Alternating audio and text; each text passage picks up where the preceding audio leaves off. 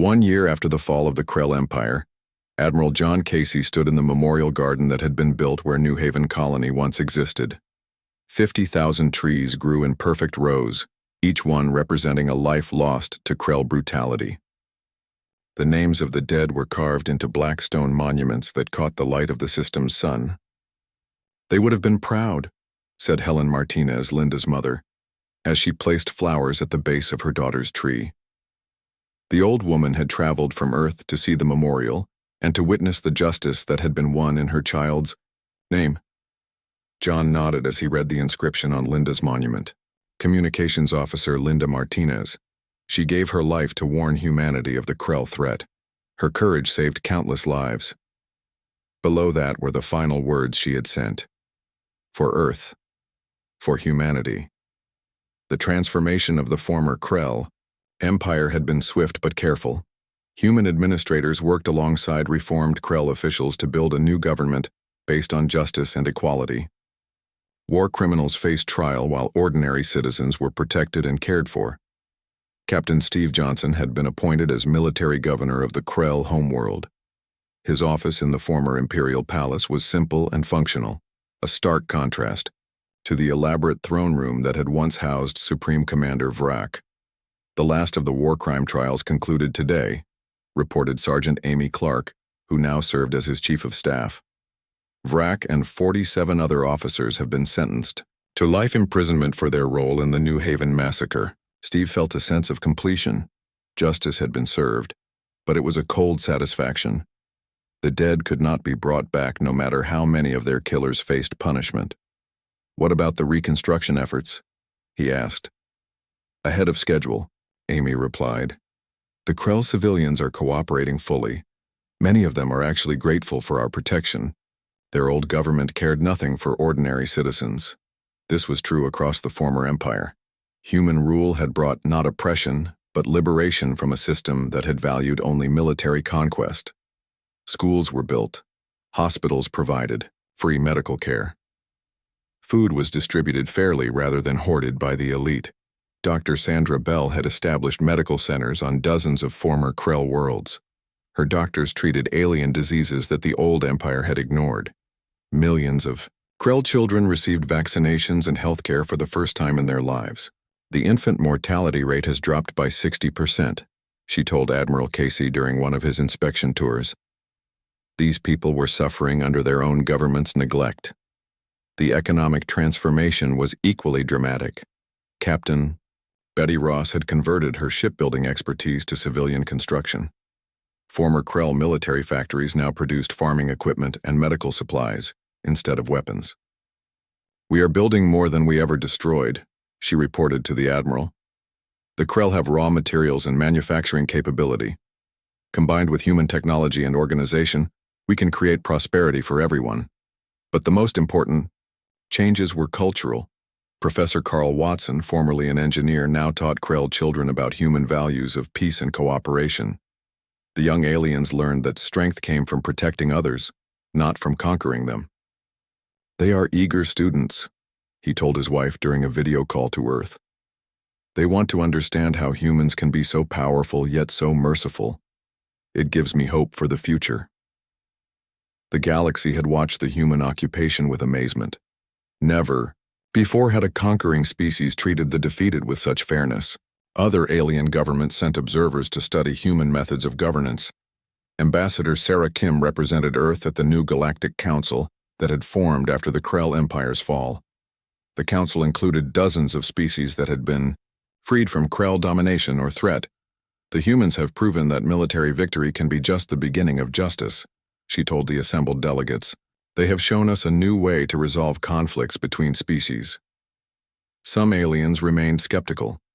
The Nexus Consortium, a group of merchant species, worried that human power could become as oppressive as Krell rule had been. "Today they are merciful conquerors," said Consortium Representative Valdek during one council session. "But what happens when their interests change? Who can challenge a fleet of 700,000 battleships?" Admiral Casey addressed these concerns directly when he spoke to the Galactic Council via hologram from his flagship. "We understand your fears," he said to the assembled aliens.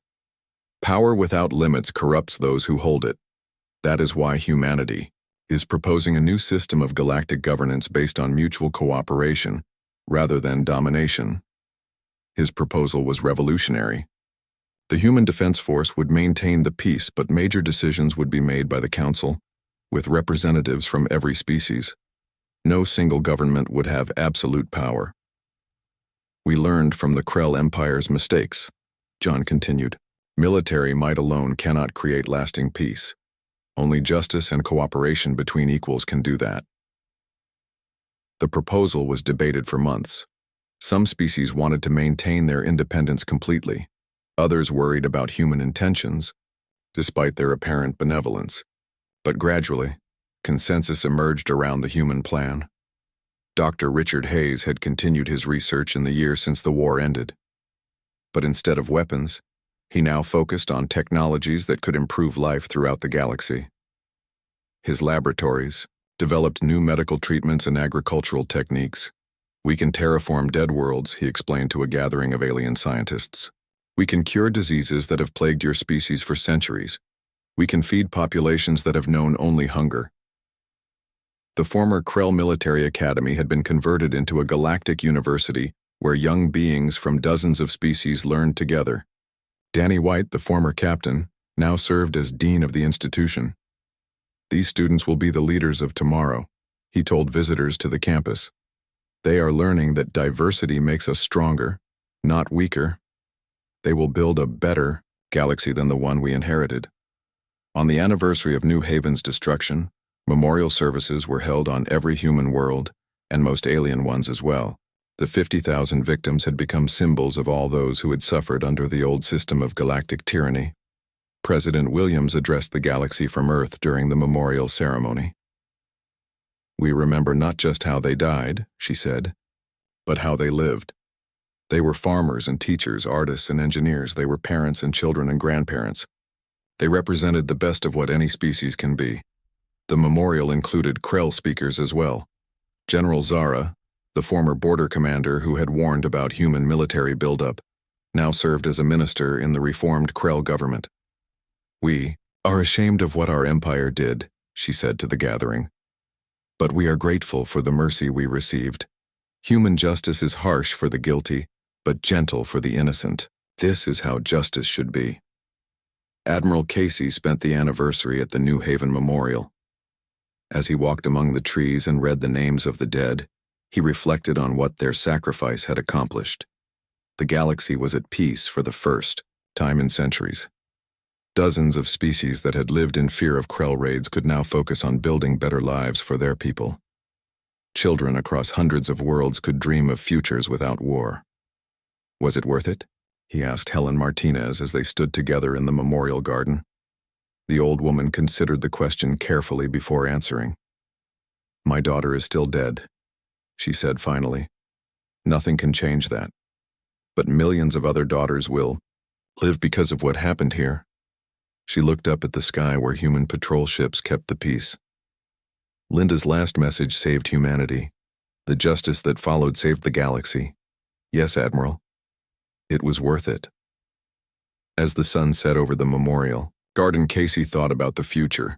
The human fleet still patrolled space, ready to respond to any threat.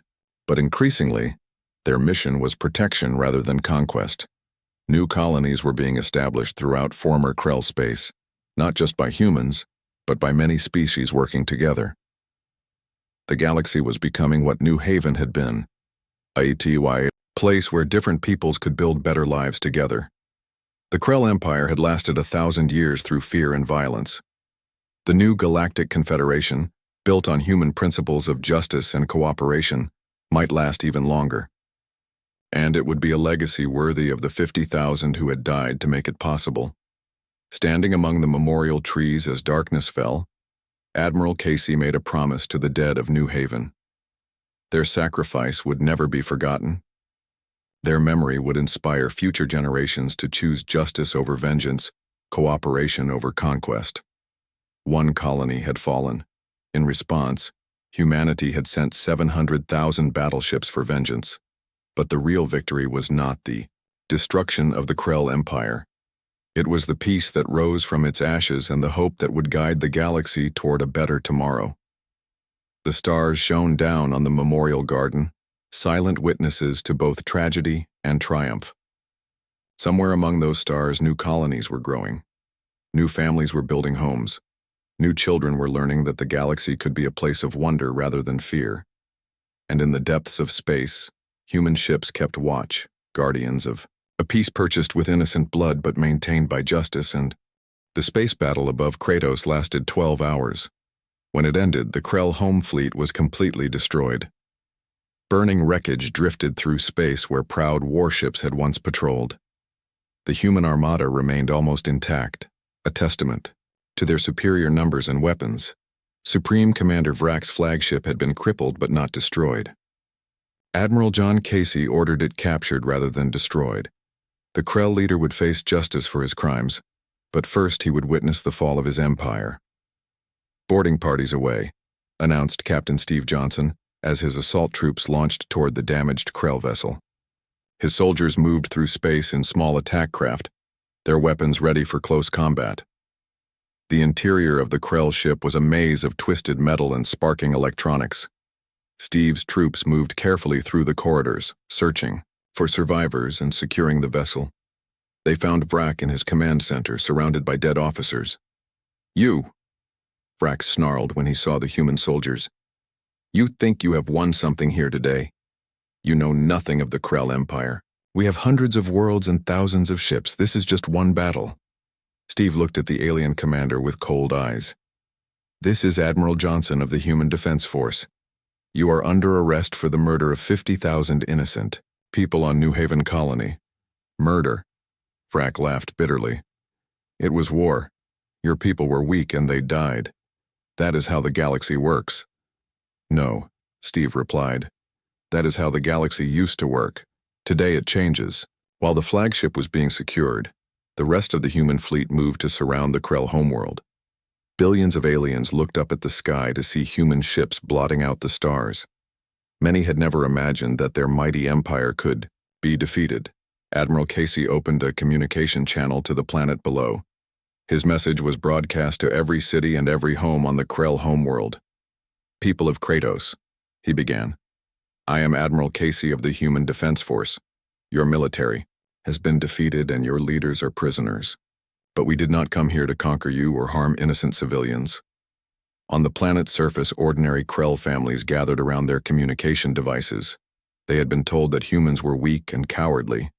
The massive fleet above their world suggested otherwise. "6 months ago, your empire destroyed a human colony called New Haven," John continued. 50,000 innocent people were murdered.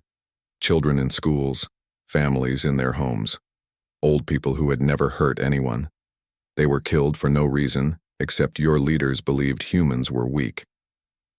In the cities below, some Krell began to understand what had happened. They had heard news of successful raids on human territory, but they had never been told about the deliberate targeting of civilians. "We could destroy your world as you destroyed ours," John said. "We could kill your children as you killed ours, but we are not like you. We do not murder innocent people for revenge." Dr. Sandra Bell was treating wounded soldiers on the medical ship Mercy when she heard the Admiral's broadcast.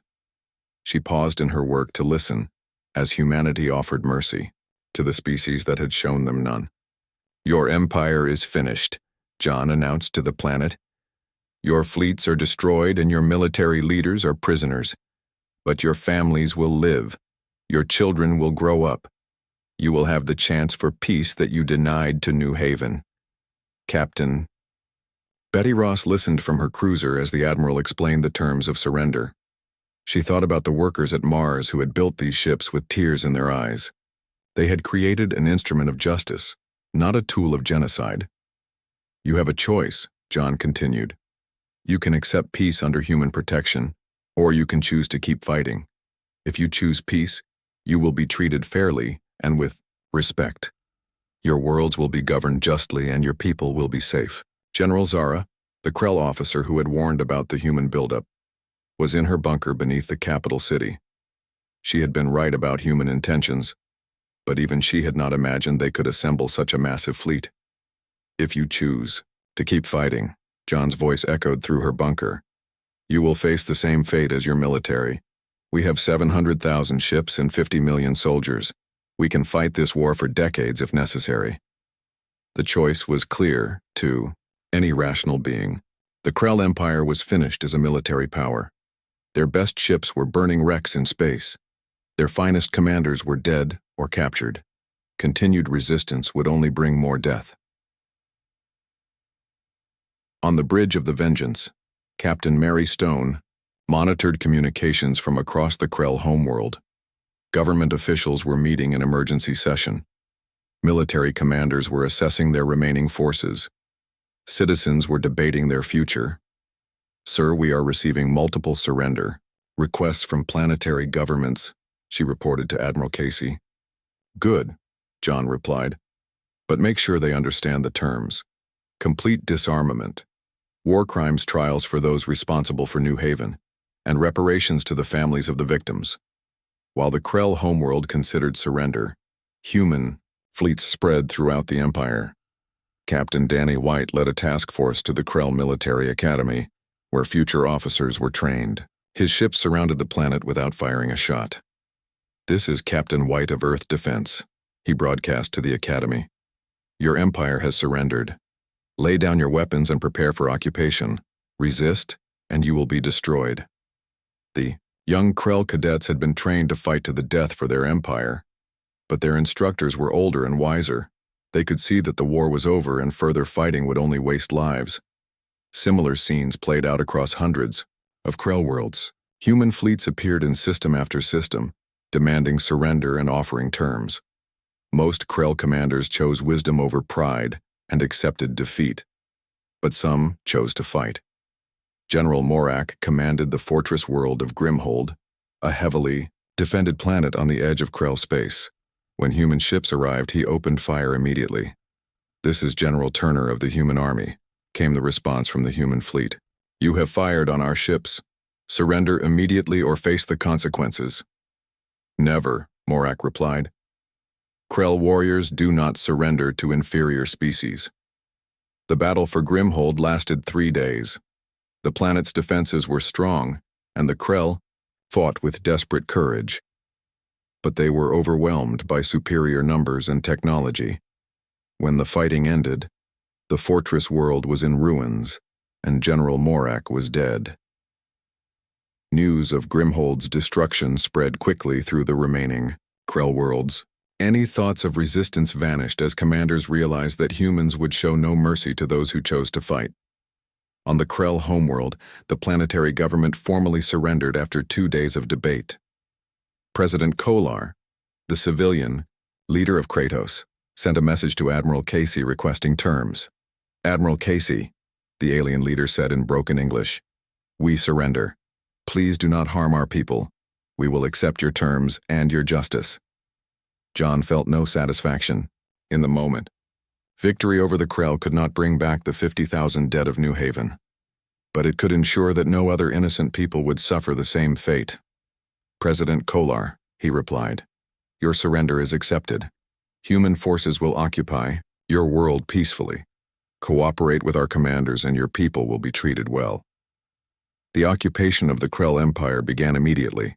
Human soldiers landed on planets across alien space, taking control of government buildings and military installations. They were greeted not with resistance, but with relief from populations exhausted by war.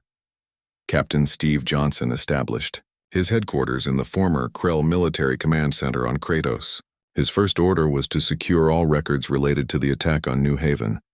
Every officer involved in the massacre would face justice. Sir, we have found the complete battle recordings from New Haven, reported Sergeant Amy Clark. Everything is here. Orders, communications, weapon targeting data. Steve reviewed the files with growing anger. The attack had been planned in detail. The Krell had deliberately targeted civilian areas. They had ignored surrender attempts and killed wounded colonists trying to escape. Make copies of everything, he ordered. These records will be used in the war crimes trials. Meanwhile, Dr. Richard Hayes was studying captured Krell technology. Their weapons were indeed advanced, But human innovation had surpassed them during the months of preparation for war. Their plasma cannons are efficient but predictable, he told his research team. Our adaptive shields could have stopped them even without numerical superiority. The victory had been more complete than anyone had dared hope. Not only had the human fleet destroyed the Krell military, they had done it with minimal losses. Superior planning and technology had overcome alien experience and firepower. Across human space, the news of victory was received with celebration and relief. The threat that had hung over every colony was gone. Children could sleep safely knowing that the monsters who killed their cousins on New Haven would never hurt anyone again. But Admiral Casey knew that the war's end was just the beginning. The Krell Empire had ruled hundreds of worlds and billions of people. Creating a just and stable peace would be harder than winning the war had been. All fleet commanders report to the Vengeance for Planning Conference, he ordered. We have won the war, now we must win the peace. The day of departure arrived 6 months after New Haven fell. Admiral John Casey stood on the bridge of the Vengeance, looking out at the greatest armada ever assembled. 700,000 human warships stretched across space as far as the eye could see. Each vessel carried weapons designed for one purpose, to make the Krell Empire pay for their crimes. All ships report ready for jump, announced Captain Mary Stone from her position at the communications station. Her voice was calm, but everyone could hear the underlying tension. This was the moment they had all worked toward for half a year. John activated the fleet-wide communication system. His words would reach every ship and every soldier in the massive armada. 50 million men and women waited to hear from their commander. People of humanity, he began. 6 months ago, the Krell Empire murdered 50,000 innocent people on New Haven Colony. Children in their schools, families in their homes, old people who had come to the colony to live in peace. They killed them all without mercy or reason. On thousands of ships across the fleet, soldiers and sailors listened in silence. Many had tears in their eyes as they remembered the victims. Others felt only cold anger burning in their hearts. The Krell believe that humans are weak, John continued. They think we will accept the murder of our people without response. Today, we prove them wrong. Today we show the galaxy what happens when someone hurts our family. Captain Steve Johnson stood with his assault troops on the transport ship Liberty. His soldiers were ready for battle, their weapons checked and their armor sealed. They had trained for this moment and they would not fail. We do not fight for conquest, John's voice echoed through the ship. We do not fight for glory or territory. We fight for justice. We fight so that no other colony will suffer the fate of New Haven. We fight so that innocent people can live in peace among the stars. On the medical ship Mercy, Dr. Sandra Bell prepared her surgical teams for the casualties that war would bring. She had volunteered to serve with the fleet because she believed in their mission. The Krell had to be stopped before they killed again. Some of you will not return home, John admitted to his massive fleet. War demands sacrifice from those who fight it. But know that your sacrifice protects billions of innocent people. Know that your courage today saves countless lives tomorrow. In the weapons control room of the Vengeance, Dr. Richard Hayes made final checks on the Nova cannon. The massive weapon had never been tested in real combat, but computer simulations showed it could destroy the largest Krell battleships. Soon they would know if theory matched reality. The enemy thinks they know us, John concluded. They think they understand human nature. They are about to learn how wrong they are. All ships prepare for jump. Target, Krell home system. Let us bring them the justice they have earned. The space around the human fleet shimmered as hundreds of thousands of ships activated their jump drives simultaneously. In an instant, the greatest armada in galactic history vanished from human space and reappeared deep in enemy territory.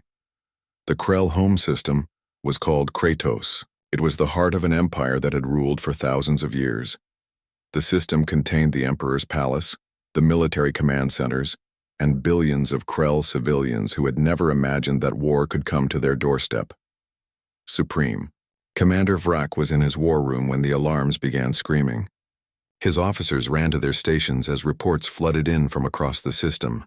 Sir, massive energy signatures detected at the jump points, reported his chief of staff. Unknown ships entering the system. How many ships? Vrak demanded. The officer checked his readings twice before answering. 700,000, sir, all of them armed. Vrak stared at the tactical display in disbelief. The screen showed more ships than he had ever seen in one place. They were arranged in perfect formation, their weapons powered and ready for battle. That is impossible, he said. No species has ever assembled a fleet that large. Sir, we are receiving a transmission from the lead ship, reported the communications officer. Put it on screen, Vrak ordered. Admiral John Casey appeared on the main display. He wore the blue uniform of Earth's Navy, and his expression was as cold as deep space. Behind him, the bridge of the Vengeance hummed with quiet efficiency. Supreme Commander Vrak, John said, I am Admiral Casey of the Human Defense Force.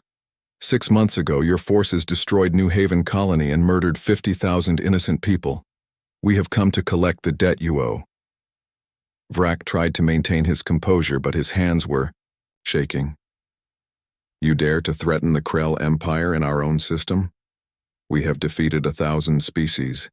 You are nothing special. Then you should have no trouble defeating us. John replied calmly. But before we begin, I want you to understand something. We did not come here to conquer your worlds or enslave your people. We came here for justice. The Krell commander forced himself to laugh. Justice?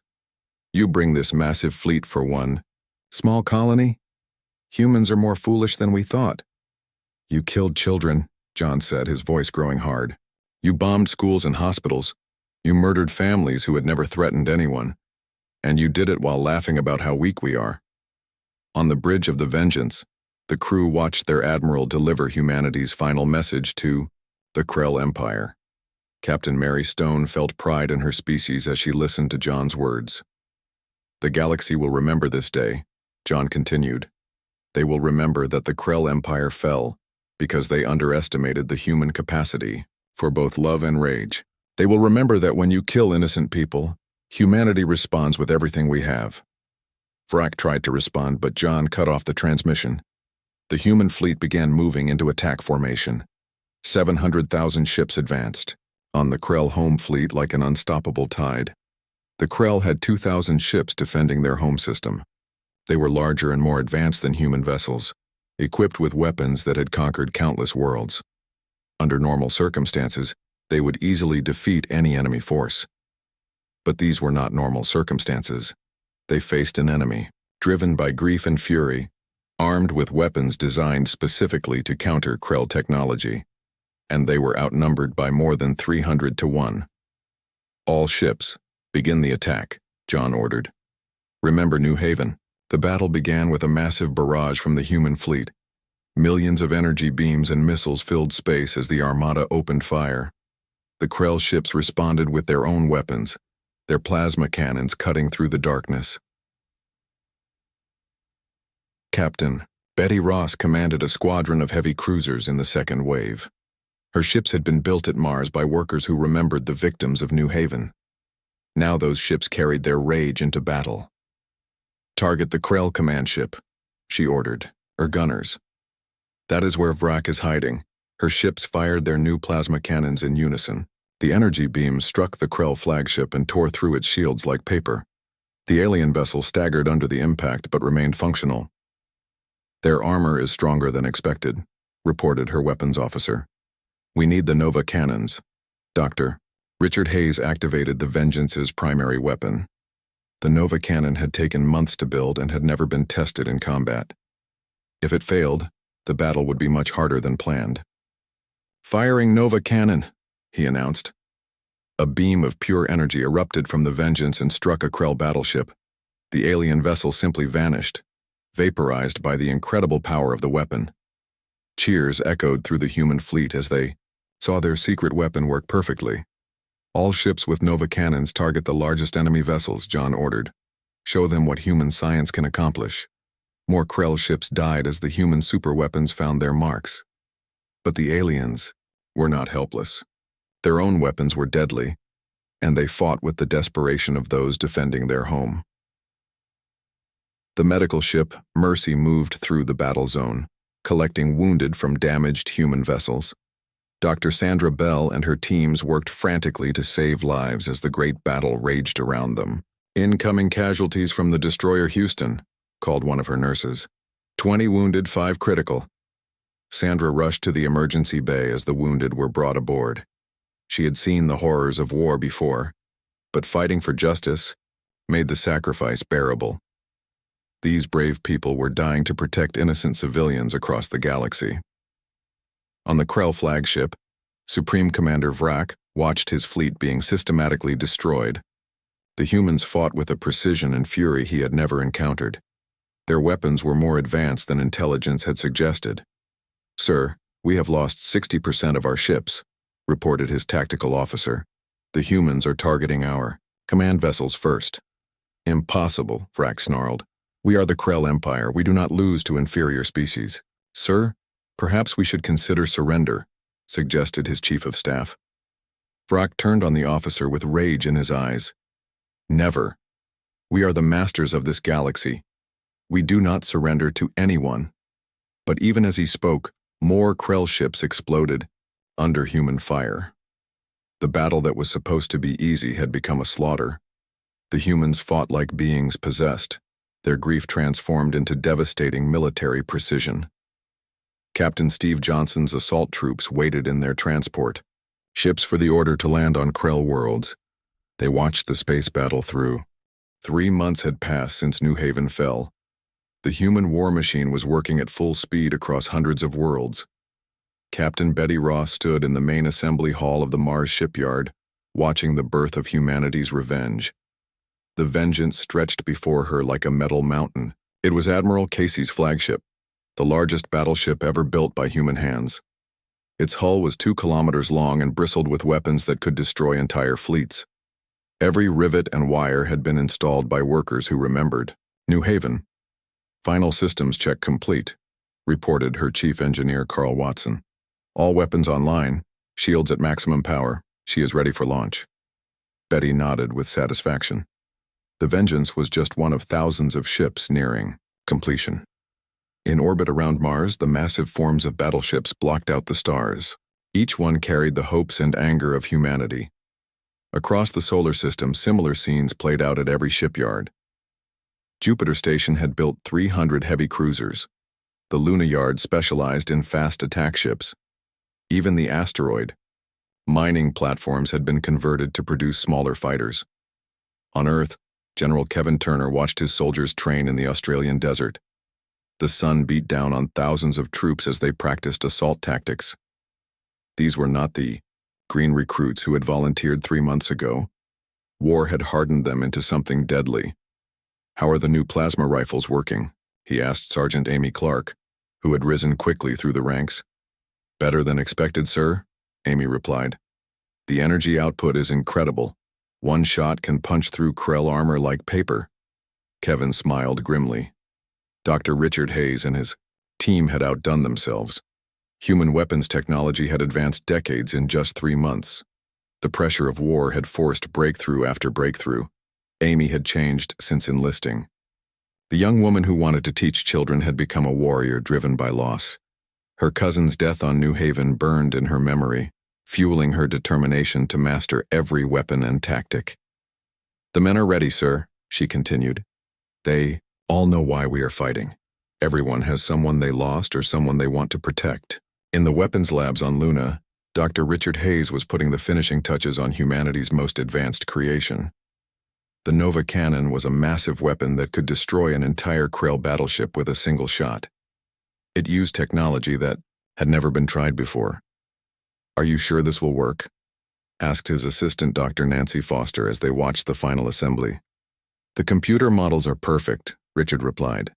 "But the real test will come when we face the Krell fleet. Everything depends on surprising them with weapons they have never seen." The Krell Empire, meanwhile, had grown complacent.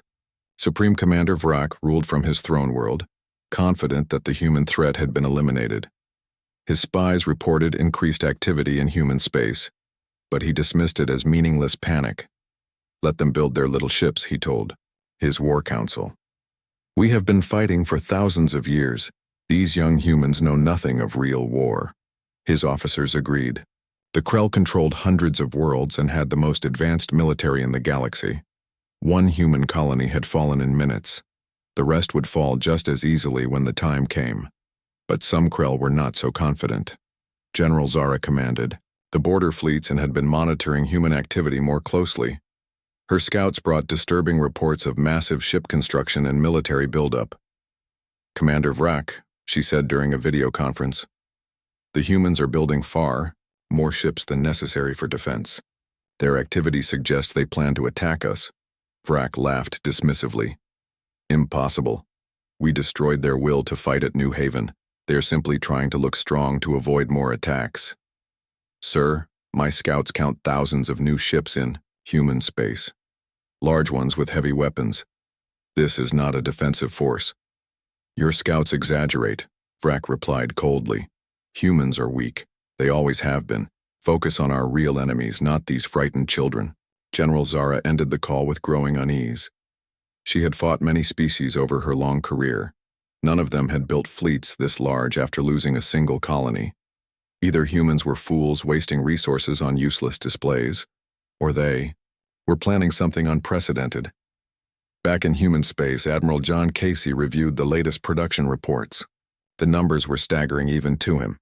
700,000 battleships and support vessels, 50 million trained soldiers, weapons that pushed the boundaries of known science. "Sir, the fleet will be ready for deployment in 2 months," reported his Chief of Staff, Colonel Janet Price. "All crews are training and weapons testing is complete." "Excellent," John replied. "And our intelligence on Krell positions?" "Colonel Frank White's team has mapped their entire empire. We know the location of every military base and the strength of every fleet. They have grown careless over the centuries of easy victories." John studied the tactical displays showing Krell space. Their empire was vast but spread thin. Most of their ships were stationed near potential threats from other alien powers. The border with human space was lightly defended because they did not consider humans dangerous. That was about to change. In the training facilities across human worlds, soldiers prepared for the largest military operation in galactic history. Captain Steve Johnson led a battalion of assault troops through urban combat exercises. His men moved through the training city like ghosts, practicing the tactics they would use on Krell worlds. "Remember," he told them during a break, "we are not conquerors, we are avengers. Every Krell world that surrenders will be spared. Every world that fights will face the full force of human anger." His soldiers nodded grimly. They had all seen the recordings from New Haven. They knew what the Krell were capable of when they faced helpless civilians. This time, the Krell would face trained warriors armed with the best weapons humanity could build. Meanwhile, the families of New Haven's victims waited for justice. On Earth, retired teacher Helen Martinez sat in her small apartment, looking at pictures of her daughter Linda. The young woman who had sent the final message from the doomed colony smiled back at her from photographs taken during happier times. "They will pay for what they did to you," Helen whispered to the picture. "All of humanity is coming to make them pay."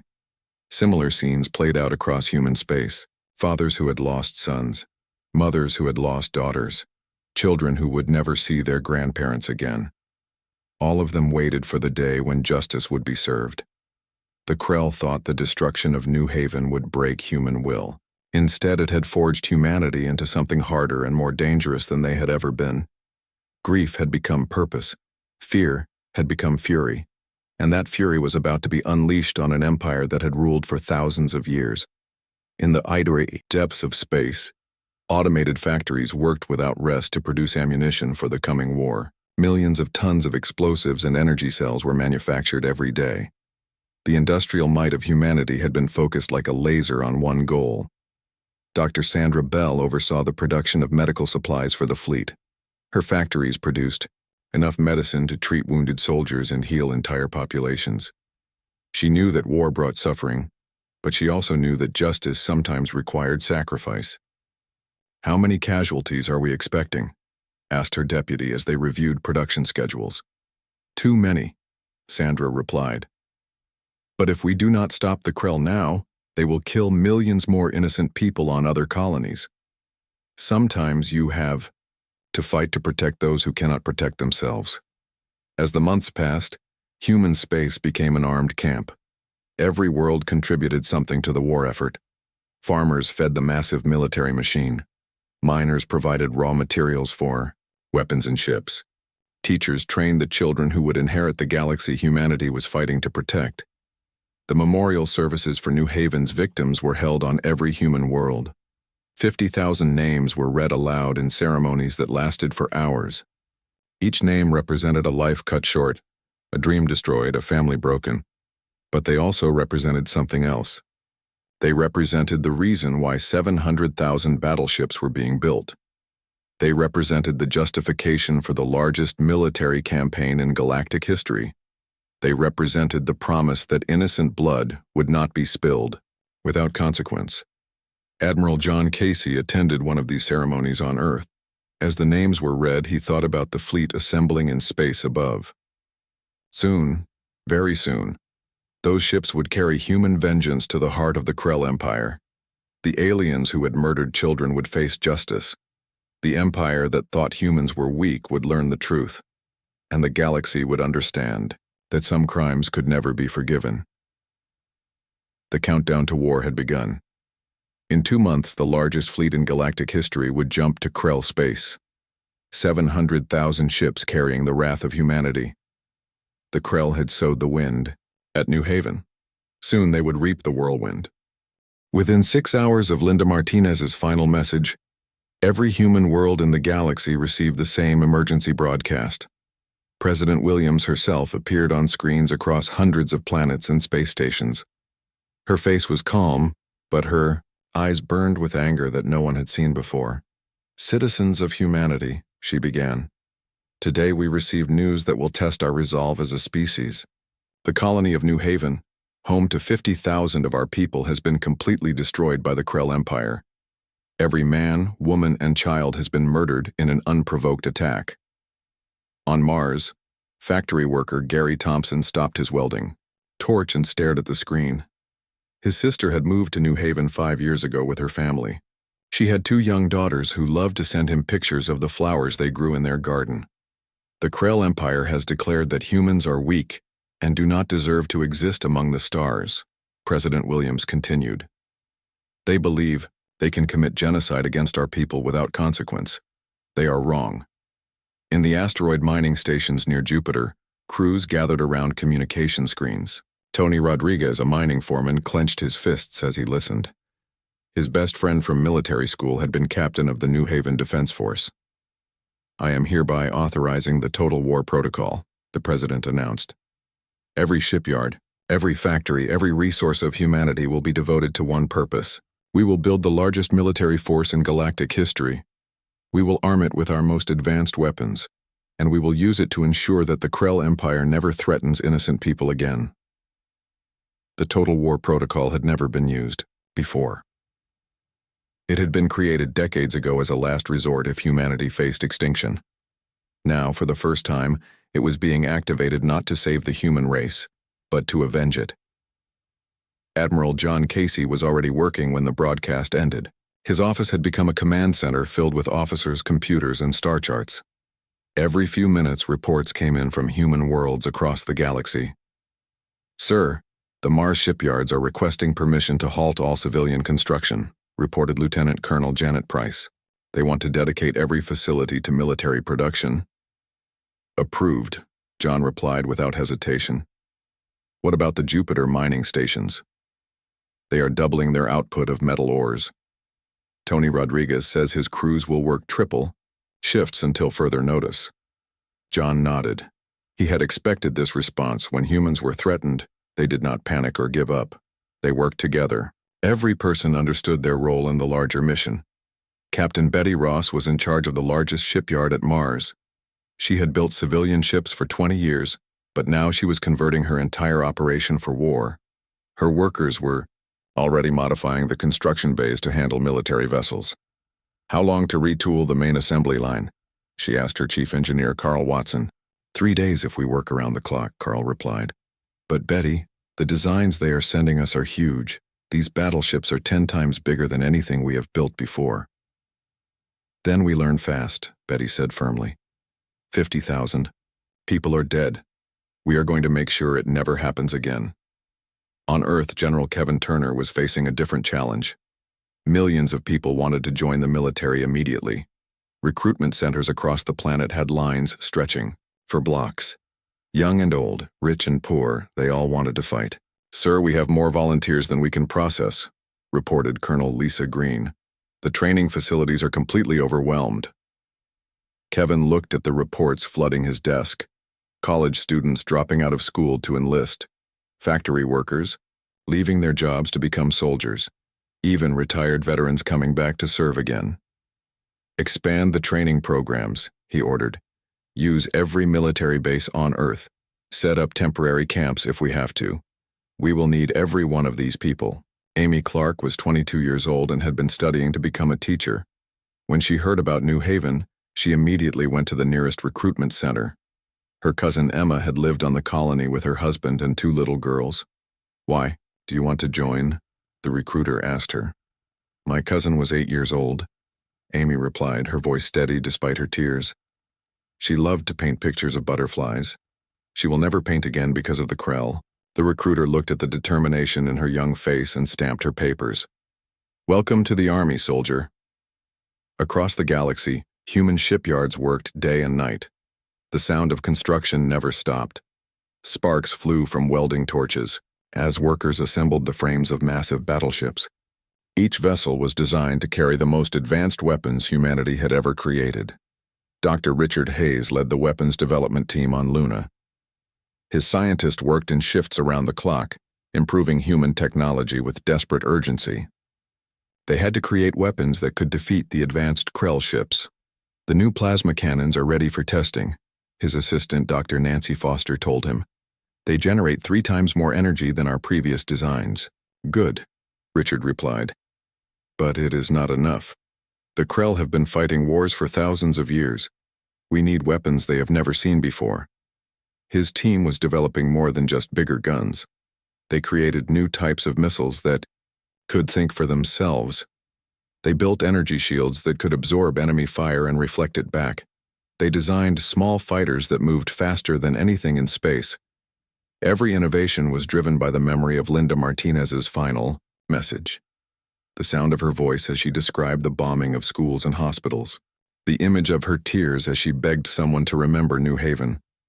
On the agricultural world of Harmony, farmer Joe Miller watched the news with his family. His daughter Susan worked at a colony similar to New Haven. The thought of her facing the same fate filled him with rage. "Dad, what can we do?" his son Danny asked. "We are just farmers." Joe looked at his fields of grain stretching to the horizon. "We feed the people who build the ships and train the soldiers. That is how we fight back." Food production increased across every human world. Farmers worked longer hours to feed the millions of new soldiers and shipyard workers. They understood that wars were won not just with weapons, but with full stomachs and strong backs. Meanwhile, intelligence officers worked to learn everything possible about the Krell Empire. The data Linda Martinez had uploaded before her death provided crucial information about enemy ship designs and weapons. Colonel Frank White studied the files in his secure office. The Krell had powerful ships and advanced technology, but they also had weaknesses. Their empire was old and comfortable. They had not fought a real war in centuries. "They think this will be easy," he told his team. "They destroyed one undefended colony and expect us to surrender. They do not understand what they have awakened." The Krell Empire, meanwhile, was celebrating their victory over New Haven. Supreme Commander Vrak addressed his military leaders from his flagship in Krell space. "The humans are weak as expected," he announced. "One small attack and their colony is destroyed. Soon we will claim all their worlds for our people." His officers agreed enthusiastically. The Krell had conquered dozens of species over the centuries. Humans seemed no different from the others. A few more attacks and they would surrender completely. They had no idea that humanity was mobilizing the largest military force in galactic history. 700,000 battleships were being built in shipyards across human space. Millions of soldiers were training for war. Scientists were creating weapons specifically designed to defeat Krell technology. All because the Krell had made one terrible mistake. They had killed innocent people and expected no consequences. They had underestimated the human capacity for both love and rage. Admiral John Casey stood in his command center, watching progress reports flood in from across the galaxy. Ship production was ahead of schedule. Military recruitment had exceeded all projections. Weapons development was producing breakthrough after breakthrough. "How long until the fleet is ready?" he asked his chief of staff. 6 months, sir. Maybe less if the shipyards maintain their current pace. John nodded. 6 months to build an unstoppable war machine. 6 months for the Krell to enjoy their victory. 6 months for them to believe they had broken the human spirit. Then they would learn the truth. They would discover what happened when someone murdered 50,000 innocent people. They would face the wrath of a species that never forgot and never forgave. The war machine of humanity was awakening, and when it was fully awake, the galaxy would never be the same. The message came on a Tuesday morning when most people on Earth were just starting their day. Admiral John Casey was in his office at Earth Command, drinking his morning coffee and reading reports from the outer colonies. The coffee was still hot when the emergency signal flashed red on his desk. He pressed the button and a hologram appeared in front of him. It showed a young woman with brown hair and frightened eyes. Her face was dirty, and there was smoke behind her. She was clearly in some kind of shelter or bunker. "This is Linda Martinez, Communications Officer for New Haven Colony," she said. Her voice was shaking, but she tried to sound calm. "We are under attack. Unknown alien ships appeared in our system 3 hours ago. They came without any warning or message." John set down his coffee cup and leaned forward. New Haven was one of the newer human colonies, located about 40 light-years from Earth. It had been settled only 15 years ago by families looking for a peaceful place to live. "We tried to contact them when they arrived," Linda continued. "We sent peaceful greetings in 12 different languages. They responded with weapons fire.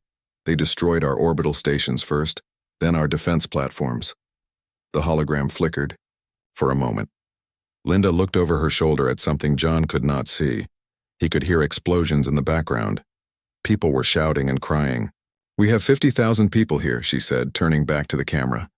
"Families with children, old people who came here to retire, scientists and farmers and teachers. We never hurt anyone.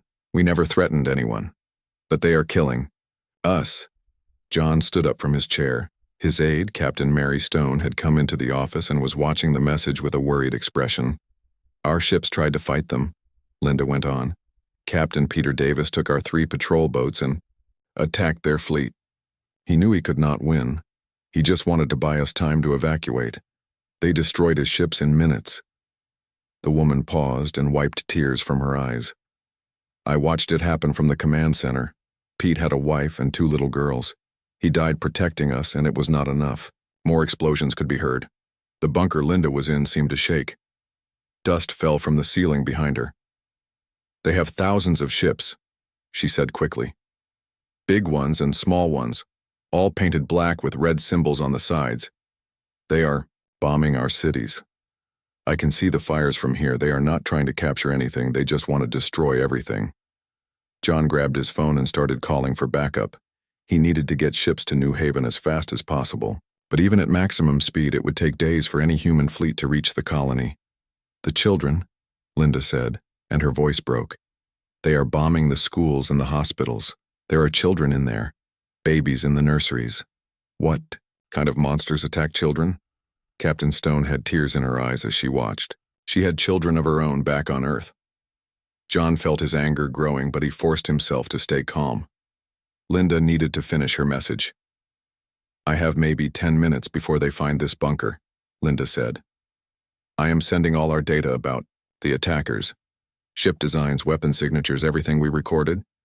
Maybe it will help you stop them before they do this to other colonies." The hologram showed Linda looking at her computer screen. Her hands were moving fast as she uploaded files. In the background, the sounds of destruction were getting louder. "Wait," she said suddenly. "I am getting reports from our scouts. The alien ships have markings. Our computers recognize them. These are Krell Empire vessels, the same aliens who have been raiding our trade routes. John knew about the Krell. They were an old alien empire that controlled space about 50 light years from human territory. For the past few years, they had been attacking human cargo ships and stealing supplies, but they had never attacked a whole colony before. The Krell commander is broadcasting a message, Linda said. He says humans are weak and do not deserve to live among the stars. He says they will destroy all human worlds to make space for their own people. She looked directly at the camera.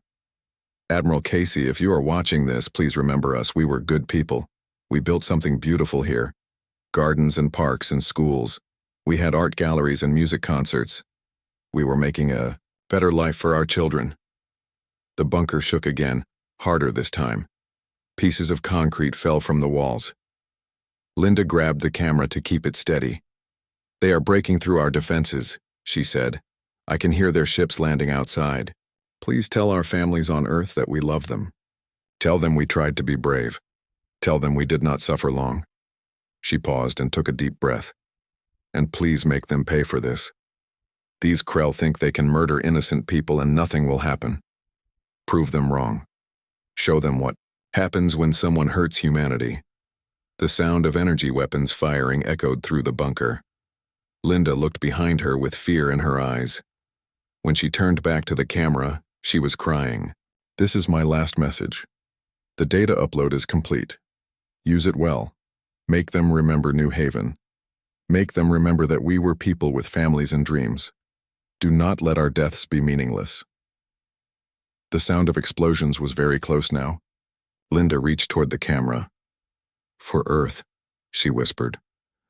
For humanity. The transmission ended. The hologram disappeared.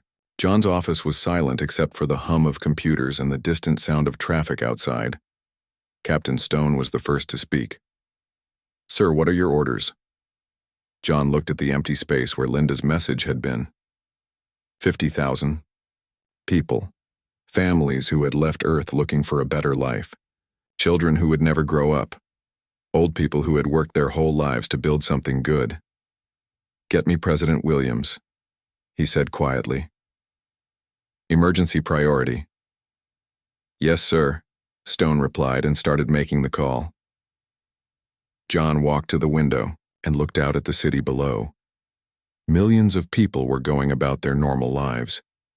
They did not know yet that 50,000 of their fellow humans had just been murdered. They did not know that an alien empire had declared war on all of humanity. But they would know soon, and when they did, John was going to make sure they responded with everything they had. The Krell Empire thought humans were weak. They thought they could kill innocent people without consequences. They had made the biggest mistake of their long existence. John turned back to his desk as President Williams appeared on the main screen. She was a strong woman who had led Earth through many difficult times. But even she looked shocked when John told her what had happened. How many casualties, she asked. All of them, John replied. Every single person on New Haven Colony is dead. The president was quiet for a long moment.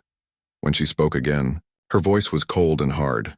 Admiral Casey, you have my full authority to respond to this attack. Use whatever resources you need. Do whatever it takes. John nodded. Thank you, Madam President. I will not let this go unanswered. See that you do not, she replied. And Admiral, make sure the galaxy knows what happens when someone murders our people. The screen went dark. John was alone with his thoughts and his anger. Somewhere in space, the Krell fleet was probably celebrating their victory. They had destroyed a helpless human colony and killed 50,000 innocent people. They thought it was over. They thought they had won. They had no idea what was coming, for them. The greatest military force in human history was about to be born. Ships would be built by the hundreds of thousands. Soldiers would train day and night. Weapons factories would work without stopping, all for one purpose. To make the Krell Empire pay for what they had done, to show the galaxy that humanity would never forget its dead, to prove that when someone hurt innocent humans, the response would be swift and terrible. John picked up his phone and started making calls. The war machine of Earth was about to wake up, and when it did, the Krell would learn why humans had survived every challenge their young species had faced. They would learn that humanity's greatest strength was not their technology or their weapons. It was their memory. They remembered every kindness and every cruelty.